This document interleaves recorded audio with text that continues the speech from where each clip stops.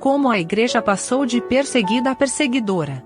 Livro de Apocalipse, capítulo 2. Comentário de Mário Persona.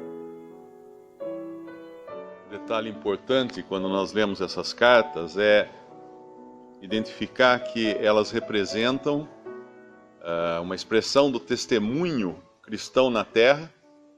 E o testemunho cristão, ele obviamente inclui joio e trigo, ele inclui falsos e verdadeiros. Mas quando o Senhor se dirige, ele não fala ao testemunho, ele se dirige ao anjo da igreja de Tiatira, ao anjo da igreja que está em Pérgamo, ao anjo da igreja que está em Esmirna. E aí ele faz uma distinção, porque ele fala, tenho contra ti que toleras Jezabel, na outra de Pérgamo. Ele fala umas poucas coisas no versículo 14, tenho contra ti, porque tens lá os que seguem a doutrina de Balaão. Então ele mostra uma distinção entre o anjo, que seria a representação daqueles que são responsáveis pelo testemunho, e os outros que estão dentro dessa massa de pessoas. E ele faz uma distinção também no final, quando ele fala do remanescente. Sempre em cada um desses testemunhos existe um remanescente. Aqui a palavra no versículo 24 de Apocalipse 2, a palavra restantes aqui pode ser traduzida também como remanescente, mas eu vos digo, a vós e ao remanescente que está em Tiatira, a todos quantos não têm. Então existe, a impressão que dá é que existe uma diferença entre dizer para todo o testemunho e dizer para aqueles que realmente têm responsabilidade dentro desse determinado testemunho, e aqueles que são um remanescente ou vencedores, como ele vai depois se referir no final de cada carta, de cada igreja aqui. E ele no versículo 18, quando nós lemos essa quarta carta aqui, a igreja de Tiatira, nós vimos na outra reunião que em Pérgamo, o mundo entrou na igreja. O mundo entrou no testemunho. Por quê? Porque eles acabaram buscando uma posição dentro, até mesmo como forma de evitar a perseguição. E aí Constantino acabou oficializando a religião cristã, e Constantino era ao mesmo tempo chefe de Estado e chefe da igreja. Uma coisa que nunca tinha acontecido antes, e de repente você tem um rei que é quem manda na igreja, quem manda no testemunho cristão na terra. E assim foi com Constantino durante esse período aqui, que foi o período quando as perseguições de Esmirna, do período de Esmirna, terminaram. Mas aquilo que começou como o rei se colocando sobre a igreja, vai virar uma coisa inversa aqui, vai se transformar em outra coisa, quando a igreja, ou o testemunho cristão, se coloca sobre os reis, acima dos reis. E aqui nós temos a Idade Média, quando os reis passaram a ser coroados pelos bispos ou pelo Papa. E isso vai até, acho que Napoleão, né? Se não me engano foi Napoleão que tirou a coroa da mão do bispo que ia coroá-lo e colocou ele próprio, a coroa na sua própria cabeça. Mas a confirmar isso, né? Eu me parece que foi assim. Mas de qualquer maneira, essa posição agora da cristandade no mundo de ordenar reis e de determinar quem seriam os governantes era algo totalmente fora daquilo que Cristo tinha determinado para a igreja no mundo. Que ela seria estrangeira aqui, e não uma controladora de reis e governantes e coisas assim. E nós vamos ver que lá no final, em Apocalipse 17 e 18, depois que a cristandade, depois que a igreja, são os verdadeiros salvos por Cristo, forem tirados da terra no arrebatamento, a cristandade, obviamente, permanecerá aqui com todos os seus sistemas, com todas as suas organizações, seus templos e lideranças e tudo mais, formada por aqueles que não eram realmente salvos, aqueles que não eram genuínos na sua fé. E essa cristandade que vai ficar aqui, ela vai estar montada na besta. O que significa isso? É a mulher que João vê, ele viu uma mulher vestida de escarlate, uma mulher que ele se espanta muito quando a vê, e ela está embriagada com o sangue dos santos, e ela está montada sobre uma besta, que é o governo civil. Então essa influência na cristandade sobre o governo civil vai durar até depois do arrebatamento. Só que aí, a gente não poderia, como a gente sabe, esse período de Tiatira, ele representa a Idade Média e, obviamente, o catolicismo, que foi o predominante na Idade Média como testemunho, como cristandade na Terra, foi o catolicismo romano. E no final, nós vamos ver a mulher montada sobre a besta, e é realmente a cristandade ditando ou dominando sobre o governo civil. Mas a gente não pode atribuir apenas a Roma ou ao catolicismo romano essa posição, porque nós sabemos que no final a grande meretriz ela não é apenas o catolicismo romano, mas ela é todo o conjunto da cristandade que professa, a cristandade professante, né? Não os salvos, mas o conjunto da cristandade professante, que vai ser uma grande massa, talvez, obviamente, com a maior direção vinda de Roma. Porque aqui nos fala, nesse próprio texto da carta a Tiatira, ele fala das suas filhas. Eu acho que é esse, né, que tem. Ferirei de morte seus filhos, versículo 23. Ferirei de morte os seus filhos. Ela tem filhos agora. Esses filhos talvez sejam as organizações decorrentes do catolicismo romano, que inclui todas as organizações cristãs na face da terra, porque todas elas nasceram no seio da Igreja Católica Romana. Desde a Reforma, quando o protestantismo teve início, até depois as outras grandes e pequenas divisões da cristandade tiveram sua origem no seio do catolicismo romano. Isso é histórico, não é? Mas ela no final será derrubada da besta. Essa mulher, lá em Apocalipse 17 e 18, ela é derrubada. E ela deixa de ser dominante sobre o governo civil, e pelo contrário, ela é destruída pelo governo civil. Porque a besta come as suas carnes, que nos é dito lá em Apocalipse 17 e 18. Existem algumas outras características aqui que nos levam a identificar esse sistema que surgiu na Idade Média, que era basicamente a religião cristã dominando sobre o mundo, os reis e tudo mais. No versículo 18, o anjo, e ao anjo de Tiatira, escreve: isto diz o Filho de Deus.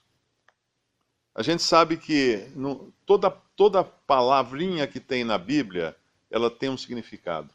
Por que é que o anjo diria que isso está sendo dito, o anjo escreveria, que isso estaria sendo dito pelo Filho de Deus? Porque Jesus é o Filho de Deus. Ele se apresenta, nós vemos em todo o Novo Testamento que Jesus é o Filho de Deus. E, no entanto, esse sistema religioso representado pelo romanismo introduziu a doutrina de Jesus, o filho de Maria. E ele é conhecido como filho de Maria. Toda a arte católica romana sempre aparece Jesus como alguém sujeito a Maria. E vem aquela doutrina que se você pedir para Maria, ela pede para o filho, porque o filho obedece à mãe, e aquela coisa toda. Mas aqui ele deixa muito claro: Jesus, isso diz o Filho de Deus. Mas existe um ponto que é até positivo, que são as obras. O versículo 19: eu conheço as tuas obras e a tua caridade, e o teu serviço, e a tua fé, e a tua paciência, e que as tuas últimas obras são mais do que as primeiras. Dentro desse sistema todo, sempre existiram os vencedores ou um remanescente que fez boas obras. E eu acredito que ninguém vai encontrar um sistema com um histórico de boas obras maior do que o sistema católico romano. Todo mundo sabe, toda cidade tem uma santa casa, tem um asilo, tem uma entidade para recolher mendigos, tem médicos que vão pelo mundo inteiro para ajudar O sistema católico romano, ele sempre foi um grande promotor das obras de caridade, com suas freiras, seus monges, seus padres, todo o seu exército de servidores, sempre foi. E mesmo durante a Idade Média, nós temos histórias, histórico de muitos cristãos que eram extremamente piedosos na sua maneira de viver como cristãos, na sua caridade, no seu amor, e Deus vê isso. Ele fala aqui: eu conheço as tuas obras, e a tua caridade, o teu serviço e a tua fé. Isso não passou despercebido de Deus, como não passaram despercebidas as esmolas que Cornélio fazia a Deus. Obviamente, Deus, ele não foi salvo pelas esmolas, mas Deus não deixava isso, de perceber isso. Ele está percebendo isso aqui, nesse meio. Porém, como o irmão falou, a falta de disciplina, de cuidado, de julgamento, e o Senhor se apresenta aqui como um juiz para essa igreja, porque ele tem os olhos como chama de fogo, que são olhos julgadores, que são olhos que vêm e queimam, porque o fogo é aquilo que queima, o fogo representa juízo. E o latão reluzente, os pés semelhantes ao latão reluzente, ao latão, esses pés nos falam de juízo também, esse latão. No versículo 20, ele fala então que por falta desse cuidado, eles estavam tolerando Jezabel. Talvez existisse realmente uma mulher lá em Tiatira, há 2000 anos, que se chamasse Jezabel e tenha tido uma posição de destaque e de ensino. Mas hoje nós entendemos que isso é todo um sistema ao qual é dada a capacidade ou a liberdade de ensinar. Tanto é que em nenhum lugar na Bíblia nós encontramos que a igreja ensina. Nunca. Porque a igreja, obviamente, é feminino e a mulher não ensina. Não permito que a mulher ensine, diz Paulo, escrevendo a Timóteo. Mas dentro da cristandade, a igreja ensina. E essa frase e essa doutrina é tipicamente, originalmente, católica romana. Os ensinos da Santa Mãe Igreja. Qualquer padre vai falar isso, porque é uma frase comum lá dentro. E ela ensina o quê? Para que se prostituam e comam do sacrifício da idolatria. Obviamente isso aqui não é literal, ela não estaria, essa Jezabel aqui, ela não estaria dizendo que as pessoas podiam se deitar com todo mundo. Essa prostituição é prostituição religiosa. Lá no Antigo Testamento nós vemos várias vezes Deus, o Jeová, falando de Israel, da sua prostituição. Por quê? Porque Israel se associava com os reis da terra. Judá depois também se associava com os reis da terra, fazia alianças com os reis e tudo mais, e aos olhos de Deus isso é prostituição, porque é você se deitar com o inimigo, isso é prostituição. E nós sabemos o quanto esse sistema religioso hoje, que não é apenas, na sua versão moderna, não é apenas o catolicismo romano, mas é também toda a cristandade, o quanto ela se deita com os inimigos. Nós vemos que lá no final, quando vai falar da Grande Babilônia, ela é chamada de prostituta, de grande meretriz, e ela está se fornicando com os reis da terra, sendo infiel a Deus, porque ela se vende para interesses de homens, para interesses de poderes humanos. E idolatria, obviamente, nem precisa falar o quanto foi introduzido de idolatria na cristandade. Começou, as raízes estão lá em Constantino, quando ele, para agradar os pagãos que deviam agora ser batizados, ele transformou muitos dos ídolos gregos e romanos em santos cristãos. Mas isso foi aprimorado nos tempos de Tiatira, na Idade Média, que é de onde nós vemos o maior desenvolvimento da veneração aos santos. E isso nos leva à idolatria. Uma outra coisa também que ela tem aqui é no versículo 28. O que é interessante é que também haverá, dentre esses, aqueles que participarão do arrebatamento. Porque dentro do sistema romano há salvos, há muitos salvos. Eu fui um salvo dentro do sistema romano. Eu me converti, comecei a ir à missa, fiquei um ano indo à missa, ajudando o padre, tocando violão na missa. E eu sabia, eu tinha certeza da minha salvação pela fé em Cristo. Eu era um salvo, dentro de um sistema errado, mas um salvo. E aqui ele fala aos que vencerem, ao que vencer, ele não só deu, no versículo 25, a promessa da sua vinda, que é a primeira referência à sua vinda, aqui nas 7 cartas, essa é a primeira que recebe uma referência à sua vinda, mas ele também fala da estrela da manhã, no versículo 18. E o que é a estrela da manhã? A estrela da manhã é Cristo. Em Apocalipse 22, o Senhor Jesus fala, eu sou a estrela da manhã. Ele é a estrela da manhã. E o que é a estrela da manhã? A estrela da manhã é aquela estrela que nós vemos ela mais brilhante antes de nascer o sol. Quando está quase para amanhecer, você olha no céu, tem uma estrela que está muito brilhante. Essa é a estrela da manhã.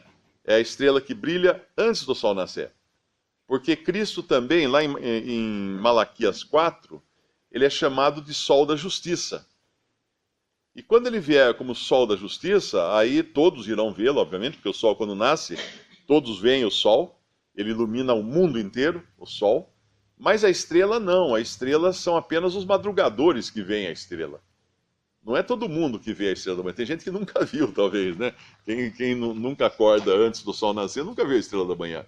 Mas a estrela da manhã é aquilo que antecede a vinda de Cristo para reinar, para trazer juízo sobre as nações e para reinar no mundo. A estrela da manhã nos fala de Cristo vindo no arrebatamento. E ele promete a esses de Tiatira que ele vai dar a eles a estrela da manhã. Então, muitos, dentro do sistema religioso que hoje nós chamamos de católico romano, estarão no arrebatamento, subindo para se encontrar com Cristo. Porque eles também fazem parte do um só corpo de Cristo. Não porque eles pertencem ao sistema romano, mas porque eles creem em Cristo, foram lavados pelo sangue de Cristo, foram selados pelo Espírito Santo e, obviamente, estão vivendo dentro de um sistema errado, mas eles são sim, membros do corpo de Cristo. Aí um outro detalhe aqui que é muito interessante é o versículo 26. Olha que interessante. Ao que vencer e guardar até o fim as minhas obras, eu lhe darei poder sobre as nações, e com vara de ferro as regerá, e serão quebradas como vasos de oleiro, como também recebi de meu Pai. Agora, qual foi o desejo sempre de Tiatira? Dominar sobre os reis do mundo. Dominar sobre o mundo. Desde o princípio, o sistema católico romano quis ter domínio sobre a terra. Quis ser o grande governante da terra. O Papa quis ser o grande governante. Mas agora Cristo dá a promessa, não obviamente ao sistema todo, mas ao que vencer. Que, que são os verdadeiros, os genuínos dentro desse sistema. O que eles vão ter como recompensa? Eles vão sim reinar com Cristo sobre os reis da terra. Olha que interessante, que ironia, né? Que linguagem irônica que Deus usa até aqui. Ou seja, o que Tiatira buscava fazer na marra, na força, não vai ter, porque ela vai ser comida pelos reis da terra no final. A besta vai comer suas carnes, nos fala lá no capítulo 18, eu creio, de Apocalipse. Mas os fiéis, os que são realmente os salvos, estes sim reinarão com Cristo sobre a terra e sobre todos os reis da terra.